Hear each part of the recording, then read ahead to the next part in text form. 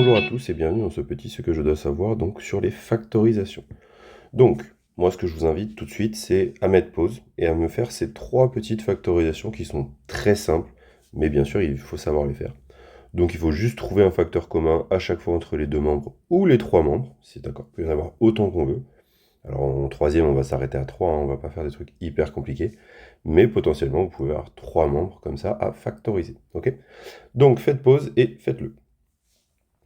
Donc pour la correction, il suffit à chaque fois en fait de trouver un facteur commun, ici à 20x et à 12. Ok? Attention, j'ai bien dit 20x et 12. J'ai pas dit 20 et 12. Le x, ici, il rentre en ligne. D'accord? Il faut faire attention, il y est. Peut-être que ça pourra être un facteur commun. Ok? Donc 20, on sait que c'est 4 fois 5, et 12, on sait que c'est 4 fois 3. Ok? On peut aussi voir que 20 c'est 2 fois 10 et 12 c'est 2 fois 6. Donc on va faire cette première étape-là en premier.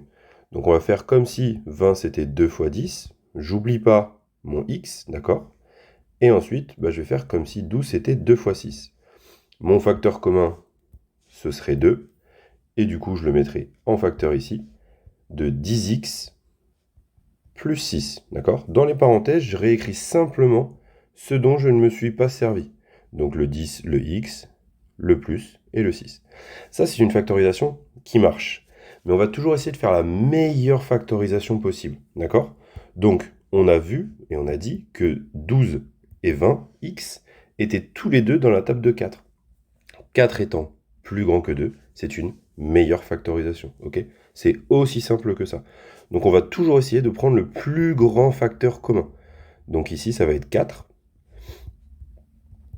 Et c'est aussi simple que ça. On remarque que j'ai 4 ici, c'est mon facteur commun. Donc je le mets devant ma parenthèse, et ensuite je réécris simplement ce dont je ne me suis pas servi. Ok? C'est vraiment aussi simple que ça, d'accord? Attention s'il vous plaît, ici ne me mettez pas de au carré. Ce n'est pas parce que j'ai 2 4 ici qu'il faut mettre un au carré là. Ça c'est totalement faux, ok? Et faites aussi attention, souvent les x vous aimez bien les oublier ici, d'accord?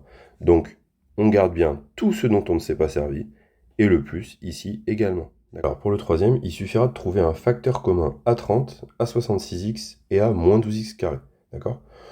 On pourrait penser que x va être dans le facteur commun, mais j'en ai pas à 30, d'accord? Donc, on peut tout de suite oublier le fait que x soit un facteur commun, d'accord?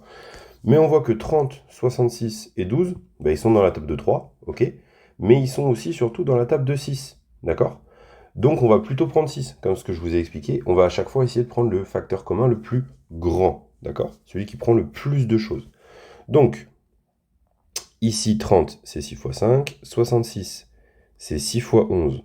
On n'oublie pas le fois x. Et 12, c'est 6 fois 2. Et on n'oublie pas encore une fois le x au carré. D'accord? Ensuite, du coup, on a dit que 6 était mon facteur commun.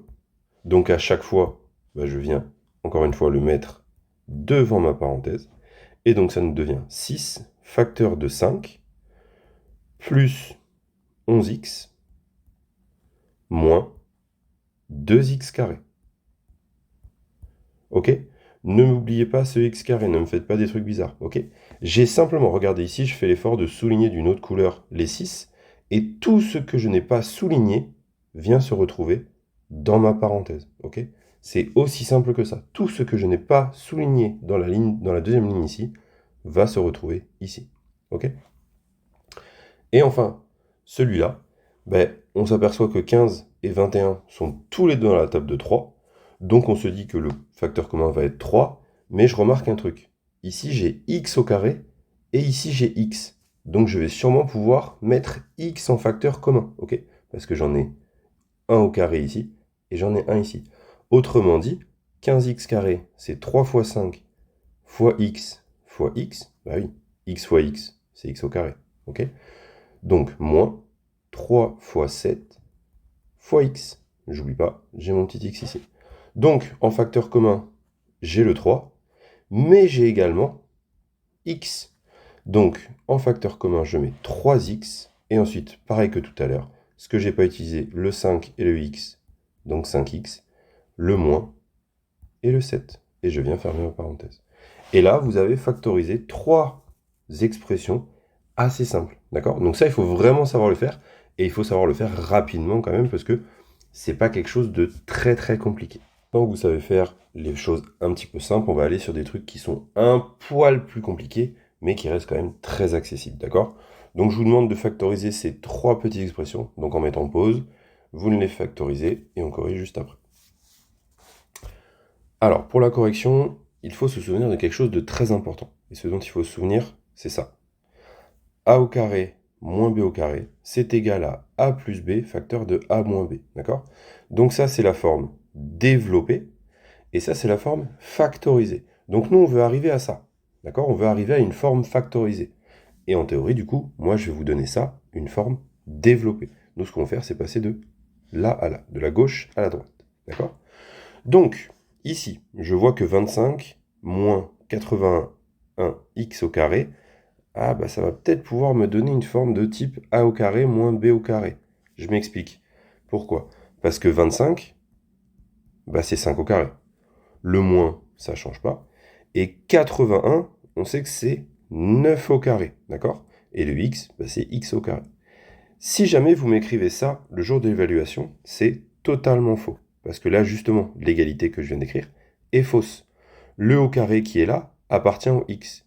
En gros, vous m'avez simplement échangé 81 et 9. Donc c'est totalement faux. D'accord?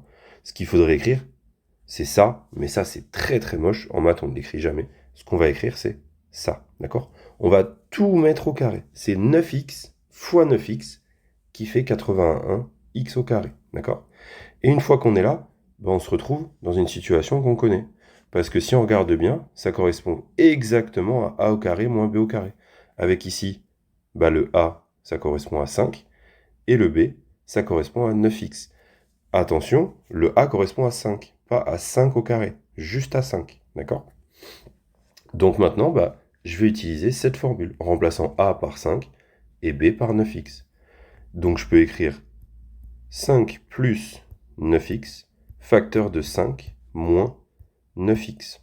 Et voilà, je viens de factoriser. Alors bien évidemment, on peut échanger les deux, d'accord? Écrire 5 moins 9x, facteur de 5 plus 9x. Mais il y a un truc très important, c'est que c'est bien le 9x avec qui on associe le moins, d'accord? Le moins appartient au 9x, il n'appartient pas au 5. Donc si vous m'écrivez 9x moins 5, ça c'est faux, d'accord? On respecte bien, là le 5 est en premier ici, tac, il revient en premier à chaque fois dans les parenthèses, ok? On fait la même chose ici, très simple, 36x carré, on pense bien à mettre les parenthèses, on met au carré, et 1, c'est un piège que les profs aiment bien vous faire, parce que souvent vous galérez un petit peu, ou alors vous aimez bien mettre ça, 0,5 au carré, ça fait 1, ce qui est faux, d'accord? Il faut bien penser à mettre que 1, c'est 1 au carré. 1 fois 1, bah ça fait 1, ok? C'est un piège que vous pouvez voir assez souvent dans les exos. Donc ici, le A correspondrait au 6x, et le B correspondrait au 1.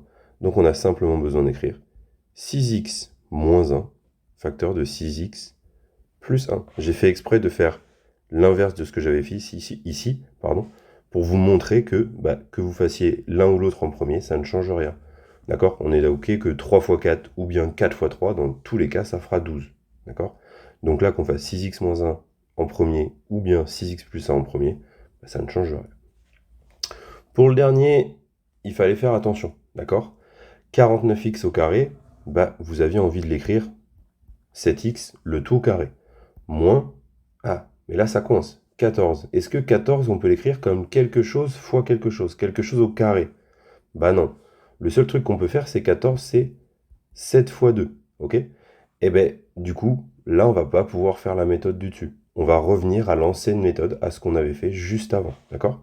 Donc j'ai fait exprès pour vous montrer que des fois ça ressemble, mais on peut pas l'appliquer. Et c'est pas grave. Il faut chercher, voir si je peux l'appliquer, mais si je peux pas l'appliquer, il faut pas réfléchir bêtement à forcément tomber sur un truc de ce type, d'accord?